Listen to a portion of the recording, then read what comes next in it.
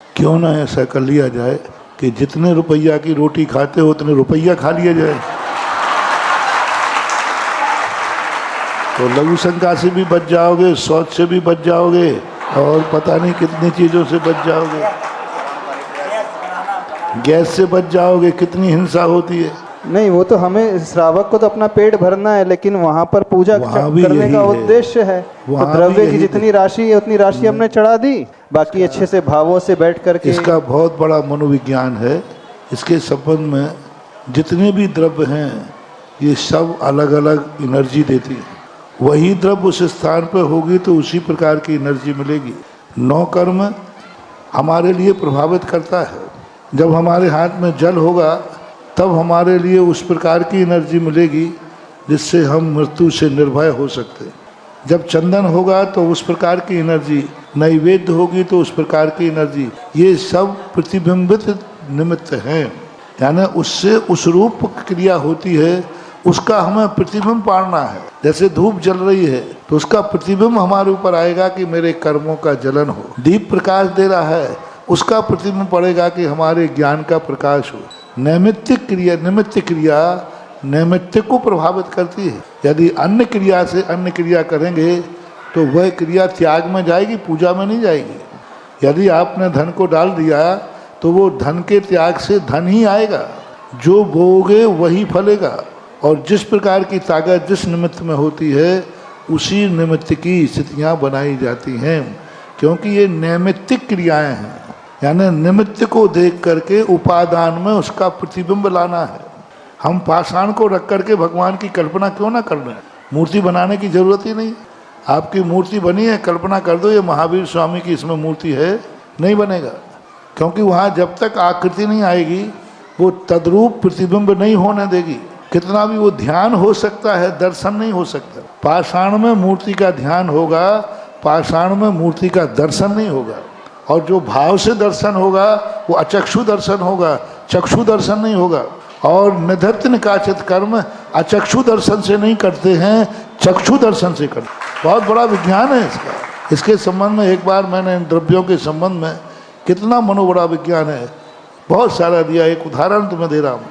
अचक्षु दर्शन से हम भगवान का ध्यान कर रहे, भगवान की मूर्ति का ध्यान कर रहे, पाषाण में मूर्ति का ध्यान कर रहे, निधत्त निकाचित कर्मों का क्षय नहीं होगा। भाव से कर रहे, बराबर कर रहे। और वही मूर्ति का आकार लेकर के हम दर्शन कर रहे, आकार का, आँख खोल करके। आँख से देखी हुई मूर्ति को देखने से निधत्त निकाचित कर्मों का क्षय होता है। अचक्षु दर्शन से या मन से देखने पर निधत्त निकाचित कर्मों का क्षय नहीं होता है। इसका अर्थ है कि आकृति का भी फर्क पड़ता है। इसी प्रकार से दीप को देख करके हमारे ज्ञान के अंधकार को दूर का प्रतिबिंब पड़ेगा। रुपया रख लेंगे तो वो दीप का अनुभव नहीं कराएगा। रुपया डाल देंगे तो वो जल चंदन का अनुभव नहीं कराएगा। उससे मोक्ष फल का अंतर नहीं आएगा, फल से ही आएगा वो। तो ये सब नैमित्तिक चीज़ें हैं। अभी चाइना में एक बहुत वर्ष पहले, 15-20 वर्ष पहले एक गोष्ठी हुई थी बहुत बड़ा, कि भारतीय लोग पूजा में चावलों का ही प्रयोग क्यों करते हैं।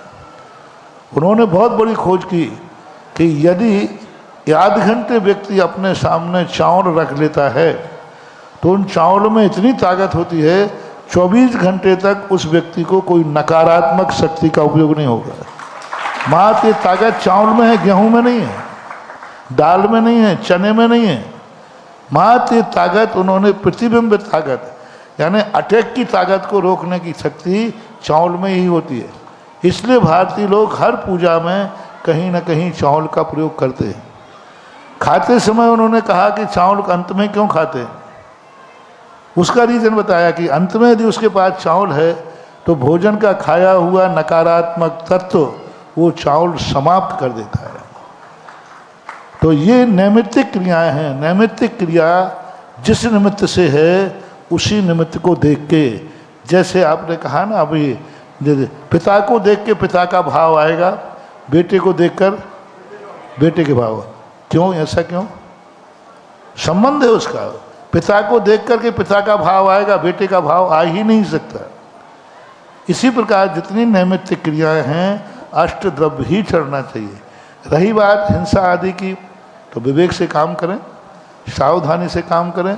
उसके बावजूद भी हिंसा होती है तो इस हिंसा को हमारे आचार्यों ने रेखांकित किया। पूज्यवर समंतभद्र महाराज ने शावद्य लेशव बहुपुण्य राशो, यानी उनके ज्ञान में था कि कुछ तो हिंसा हो सकती है, तो सावद्य लेशव, इसलिए जिस भाव पर जो निमित्त चाहिए वही वहाँ होना चाहिए। ये बहुत गलत है। कई लोग करने लगे हैं चावल में अष्टद्रव्य, चावल ले लेते हैं अकेले, वही चंदन है, वही अक्षत है, वही पुष्प है, वही सब कुछ है। ये भी परंपरा गलत है।